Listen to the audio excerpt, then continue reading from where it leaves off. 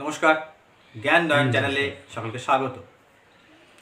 আজ একটু অন্যরকম বিষয় নিয়ে কথা বলবো। কাল রাতে একটা ভাবছিলাম যে আমাদের পুজোতে বিভিন্ন পান, সুপারি, হরিতকি সহ বিভিন্ন জিনিস ব্যবহার করা হয় এবং সেটা বিভিন্ন জায়গায় বিভিন্ন রকম লৌকিক বা সেখানকার অবস্থা এরা ব্যবহার হয়। তো এইগুলো কতটা যুক্তিযুক্ত, বাস্তবিকের ব্যবহারিক দিকটা কি, যদি এই বিষয়ে কিছু বলে। এখন আমরা বেশিরভাগ ক্ষেত্রে কি হয়েছে, আমাদের পুরোহিতদের কথা আগে বলি। পুরোহিতদের বলছি এই জন্যে যে পুরোহিতরা তো সব বিধান দেন, আর বেশিরভাগ লোক জানার জন্য পুরোহিতদের কাছে যায় কি করব না করবো ইত্যাদি। ভক্তিবাদ আমাদের খুব মুশকিল করে দিয়েছে। কীরকম না, একটা গুরুদেব বলেছেন বা একটা পুরোহিত বলেছেন, ঠিক আমার আর যাচাই করার দরকার নেই। আরে বাবা, বাজারে গেলে মাছ কিনলেও আমরা টিভি দেখি। ছেলে পড়াবো, সেখানে আমরা গিয়ে কী করি? ইংরেজি পড়াতে গেলে অঙ্কের মাস্টারের কাছে যাই না। তাহলে যার কাছে আমি জানছি সঠিক জানা কিনা এটা আমার বিচার করে নিতে হবে অবশ্যই। সেজন্য এর গতদিন একটা ব্যাপার বলেছিলাম যে আমার কথাটা শুনবে না, মানে কথা শুনবে কিন্তু কথাটাকে প্রামাণ্য বলে ধরবে না। যখন ওটার যুক্তিগ্রাহ্য মনে হবে নিজের বিচার দিয়ে বিচার বিবেচনা করে। কেন বিচার বিবেচনা করতে বলছি? শ্রেষ্ঠ জীব মানুষ, জীববৃত্তি আর বুদ্ধিবৃত্তি দুটো নিয়ে মানুষ হয়েছে। আর জীববৃত্তি সকলের মধ্যে তো আছেই, আর বুদ্ধিবৃত্তিটা একটু খরচ করি না, অসুবিধা কোথায় আছে? তা বুদ্ধিবৃত্তি যদি খরচ করি তার মানে বুদ্ধি আমার খাটাতে হবে। একজন বলল যে পুজোয় পান সুপুরি লাগে, পানের কথা যে একটু বলছিলে, পান কেন পান লাগবে, পান সুপুরি লাগবে? পানের বদলে আমি যদি পানের মতো দেখতে পাতা, যেটা মানি প্ল্যান্টের পাতা দিয়ে, অসুবিধা কোথায় আছে? একই রকম দেখতে আঘাত, তাহলে ওটাও দিতে পারি তো, ওটা না দিয়ে পানটা দিলাম কেন? তো এখানে পানের যে একটা প্রাকৃতিক শক্তি আছে। পানটা কি হচ্ছে, আমরা বহু কাজে পান ব্যবহার করি। প্রথমত এখনো পর্যন্ত একটা কন্ট্যাক্ট করতে গেলে, বিশেষ করে আমরা যারা গ্রামে বাস করে বা যারা ততটা সংস্কার মুক্ত হয়নি বলি আমরা, তারা একটা কন্ট্যাক্ট হয়ে গেল, অর্থাৎ বিয়ে থা হ্যান ত্যান সব ঠিক হয়ে গেল, দুই বিয়াই মিলে পান সুপুরি একটা হাতে দিয়ে দেয়, ধরিয়ে দেয়। দেখেছি। তো এই যে পান সুপুরি ধরিয়ে দিচ্ছে, তাহলে পানের একটা গুরুত্ব আছে। যখন বরণ করা হয়, বরণ যখন হয়, আরতি যখন হয়, তখন দেখি ঠাকুর পান দিয়ে বরণটা করেন। এখানে একটা জিনিস মাথায় কিন্তু রাখতে হবে, সেটা কি? পানটা কিভাবে ধরা হচ্ছে। আচ্ছা, পানের একটা বোটা থাকে, একটা লেজের দিকে অংশ থাকে। তা এই যে পানটা ধরা হচ্ছে, ধরার একটা ব্যাপার থাকে, ঠিক আছে? কেন ধরার থাকে তার কারণ হচ্ছে এই পানের গুণাবলী সম্বন্ধে বলি। প্রথমে পানটা ছাওয়া জায়গায় তৈরি হয়, তাই না? পানের পরশগুলো ছাওয়া, রোদ্দুরে হয় না। সরাসরি রোদ্দুরে দিলে কিন্তু সে পান ভালো পান হবে না, তার মধ্যে গুণাবলী নষ্ট হয়ে যাবে। যেটার জন্য গেছো পান, যেটা বলে গাছে অনেক সময় পান লাগানো, সেই পানের ঝাল বেশি হয়, তার গুণটা কিন্তু কম, গুণাবলী কম। আবার বরজের পানের গুণাবলীটা বেশি হয়। তাহলে ছাওয়া জায়গাতে হচ্ছে, এমনি যে হয় না তা না, হয়, কিন্তু উৎকৃষ্ট মানের পান যেটা আমরা বলছি, সেটা শুধু টেস্ট বা স্বাদের দিক থেকে নয়, এর গুণাবলী আছে। কীরকম গুণাবলী না, যদি একটা পানকে একটা পাত্রে জল রেখে রাখা হয়, পানটা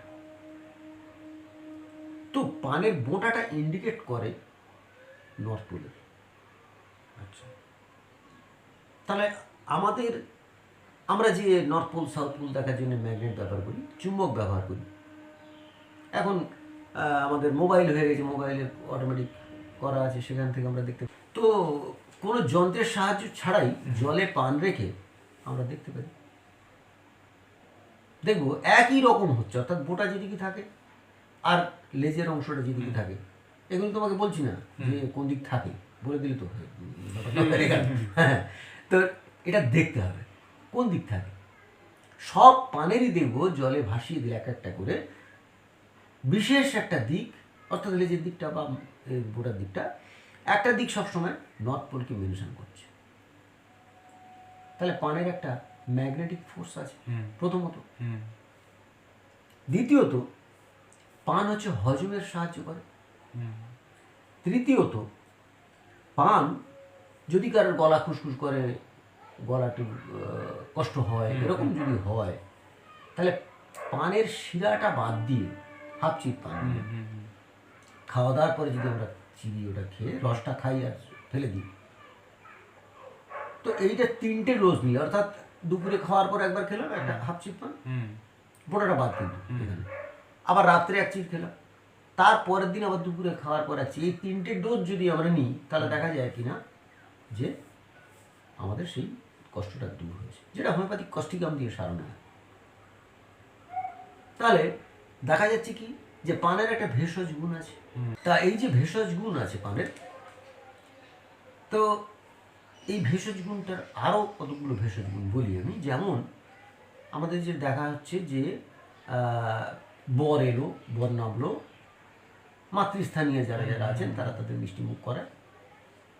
মিষ্টিমুখ করায় কেন না, অনেক দূর থেকে আসছে, পরিশ্রান্ত হয়ে আসছে, এবং সাধারণত বরেরা তো উপোস টুপোস করে মানে তখনকার প্রচলিত, এখন কে করে জানি না কতটা করে, কিন্তু এটা আমাদের একটা রিচুয়াল চলে আসছে। তাহলে তাকে মিষ্টি খাওয়ানো হলো, কেন অন্য কিছু খাওয়ানো যেত তো, এই এখনকার দিনে যেমন চাউমিন মামেন হ্যান তিন এসব খাওয়ানো যেত, কিন্তু না, এখনো পর্যন্ত মিষ্টি তাকে খাওয়ানো। কেন মিষ্টি খাওয়ানো?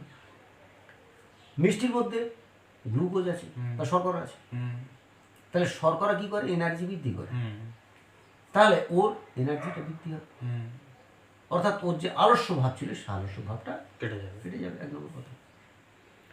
তো মিষ্টি খাওয়ার পরেই পান খাক না খাক একটু পানের খিরি একটা কিন্তু তার দেয়া হয়, জর্দা ফর্দা দিয়ে না, কিন্তু প্লেন পান যাকে দেয়া হয় একটা অন্তত তার মুখে দেয়া হয়। খাক না খাক ইনসিস্ট করে, পিড়াপিড়ি করে যে অন্তত একটু দাঁতে কাটো বাবা।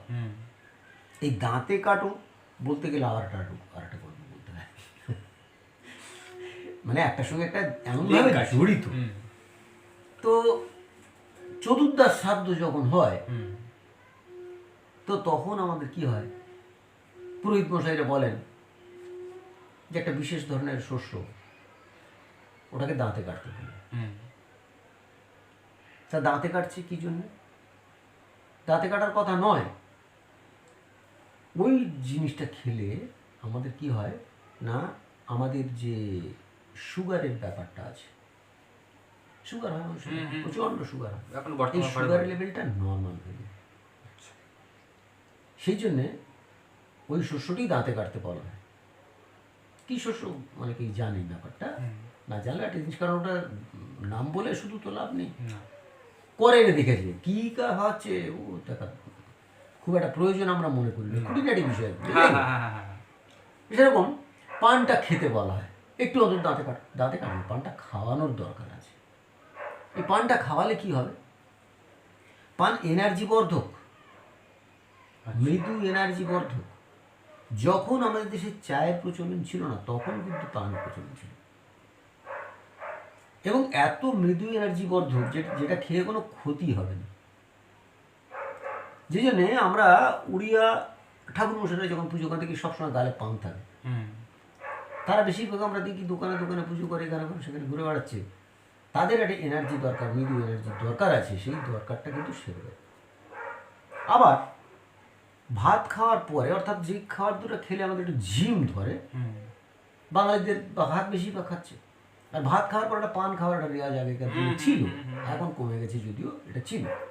কিন্তু অন্য যারা রুটি খাচ্ছে যারা, তাদের মধ্যে এই জায়গাটা নেই, কারণ রুটি খেলে আলস্য তত আসে না। তাহলে পান খেলে যে আলস্য আসে, সেই আলস্যটা দূর করে কিন্তু পান। তো এতগুলো গুণসম্পন্ন যে জিনিস, সেই জিনিসটা আমরা যদি খাই বা খাওয়ার দরকার আছে, তাহলে একটা বরকে তাকে প্রথম থেকে ওইটা অভ্যেস করা যে একটু পান খাওয়া। আরও কতগুলো এনার্জি আসে এর মধ্যে, সবের উল্লেখের দরকার নেই, যাই হোক এই স্বল্প পরিসরে। তাহলে পানের ব্যাপারটা বোঝা গেল যে পানটা কত উপকারী জিনিস আমাদের। হ্যাঁ, ঔষধি গুণ আছে, ঔষধি গুণ আছে। এই বর্তমানে শীতকালে অনেকের গলা ধরে যায়, স্বরভঙ্গ হয়, তো একটু পান যদি ভাবে যেভাবে বললাম শীতটা Simple কেটে পান, খাওয়া যায়, শুধু simple পানই। পান, শুধু পান, পানটাকে খেয়ে রসটা খেতে হবে, খেলে তাহলে ওটা সেরে যাবে। তাহলে পানের এই যে উপকার আছে, সেই উপকারের জন্য প্রত্যেক ক্ষেত্রে প্রত্যেক পুজো যে পুজো যেটা আমরা বলছি, তা পুজোর তো দাবির শব্দ, পূজা, পু অর্থাৎ ফুল, সে ফুলটা আমাদের হৃদয়ে যে অষ্টদল পদ্ম বলে আমরা মনে করি, অর্থাৎ 8টা ভাল্ব আছে যেটা, সেটাকে আমরা বলছি এখানে অষ্টদল। রূপক, সবই শাস্ত্র কিন্তু রূপক। সমস্যাটা আমাদের এখানে হচ্ছে যে আমরা শব্দার্থগুলোকে যেমন পর্যালোচনা করি না, সঙ্গে সঙ্গে শাস্ত্র যে রূপক এই কথাটা আমরা বলি। এমনভাবে শাস্ত্রের শব্দগুলো চয়ন করা হয়েছে, লেখা হয়েছে, যে সেটা থেকে সাত্ত্বিকরা সাত্ত্বিকভাবে বুঝবে, রাজসিকরা রাজসিকভাবে বুঝবে, তামসিকরা তামসিকভাবে বুঝবে। অর্থাৎ এক একটা শব্দের 3টে করে মানে হতেই পারে, একটা বাক্য তো বটেই। সেই বাক্যের আমরা কিন্তু ভিন্নার্থ করে ফেলি, যে জন্য পশুপতিকে পশু বানিয়ে দিচ্ছি। পশুপতি অর্থাৎ কিন্তু পশুদের প্রতি, হ্যাঁ সেটা তা নয়। বুঝি না, তাও নয়, তাও নয়। আচ্ছা, পশুদের প্রতি যদি হতেন তার তো- তাহলে উনি একটা বড় পশু হতেন। হ্যাঁ, তাহলে শিব পশুপতি কি করে? শিব কি পশুদের প্রতি অর্থাৎ কিনা একটা বড় ধরনের জন্তু? না তা তো নয়। না, তাহলে শিব মানে পশুদের প্রতি অর্থে, এখানে পশুদের যিনি পরিচালনা করেন এই অর্থে, সেই অর্থে পশুপতি। বুঝা গেল? তো এরকম প্রত্যেকটা জিনিস আমরা যদি ভালো করি, এই দুর্গা দুর্গা করি আমরা, তা দুর্গা যখন বলছি আমরা, যে এই আমরা কি 2-3টে মানে আছে, তার মধ্যে একটা মানে আছে দুর্গ নামক একটা অসুরকে যিনি বধ করেছিলেন, হরণ করেছিলেন, ইত্যাদি ইত্যাদি। এখন এই দুর্গ যে অসুর ছিলেন, সে অসুর অর্থাৎ কি? অসুর মানে এর আগে একদিন বলেছিলাম যে যারা সুরে চলছে না, তারা অসুর। তা আমার যে প্রবৃত্তিগুলো আমার দেহের সঙ্গে সুরে চলছে না, আমাকে ডিস্টার্ব করে, আমাকে ডিস্টার্ব করছে, সেই অসুরগুলোকে মারতে গেলে দুর্গা দুঃ শব্দ অর্থাৎ দূর করতে হবে তাহলে। গা, এই গা অর্থাৎ শরীর, তো তাহলে শরীর থেকে এই দূষিত জিনিসগুলোকে দূর করতে হবে। এই কথাটা বলার জন্য দুর্গা শব্দ আনা হয়েছে। দুর্গা দুর্গতি নাশিনী। তাহলে দুর্গা কি করলেন? দুর্গতি নাশ করছেন। কিভাবে দুর্গতি নাশ করবেন? না আমার খারাপ জিনিসগুলো বাদ গেলেই তো আমার দুর্গতি নাশ হয়ে যাবে। তো এই কথা আমরা কিন্তু অনুধাবন করতে চেষ্টা করি না। এই সামনে সরস্বতী পুজো আসছে, হ্যাঁ, শ্রী পঞ্চমী। আরে পঞ্চমী তো প্রত্যেক মাসেই আসে 2টো করে, শুক্লপক্ষে কৃষ্ণপক্ষে। তাহলে ওইটা শ্রী পঞ্চমী হলো কেন? শ্রী পঞ্চমী, শ্রী পঞ্চমী আচ্ছা, কিছু আছে সরস্বতী পুজো শ্রী শ্রী পঞ্চমী, তাই। আরে শ্রী প্রথমেই বলা হচ্ছে শ্রী অর্থাৎ লক্ষ্মী। তাহলে সরস্বতী পুজোতে শুধু যে বিদ্যা দেবীর আরাধনা হচ্ছে তা নয়, না, সেখানে লক্ষ্মীর শিল্পের আলোচনা হচ্ছে। এবং বর্তমানে আমরা কি দেখছি, বর্তমানে এবং অতীতে সবসময় শিল্পের সাহায্যে মানুষ কিন্তু অর্থ উপার্জন করে। তাহলে জীবিকার জন্য স্ত্রী বা লক্ষ্মীর দরকার আছে। অবশ্যই। আমরা লক্ষ্মী চাই, অথচ সরস্বতী পুজোটা করি। তা শ্রী পঞ্চমী বলা হচ্ছে এই জন্যে যে শুধু সরস্বতী পুজো করলে হয় না, সরস্বতী পুজোর দিনে লক্ষ্মী পুজো করতে হবে, তবে হচ্ছে আমার শ্রীবৃদ্ধি হবে, অর্থাৎ লক্ষ্মী প্রাপ্তি হবে বা বৃদ্ধি হবে।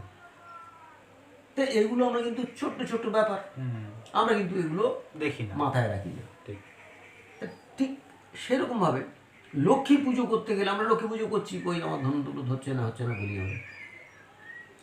এখন লক্ষ্মী পুজো করতে গেলে লক্ষ্মীর সঙ্গে আর আনুষঙ্গিক ব্যাপার কতগুলো আছে। লক্ষ্মীর যে ধনসম্পদ সেটা বন্টন করার দায়িত্ব কিন্তু কুবেরের,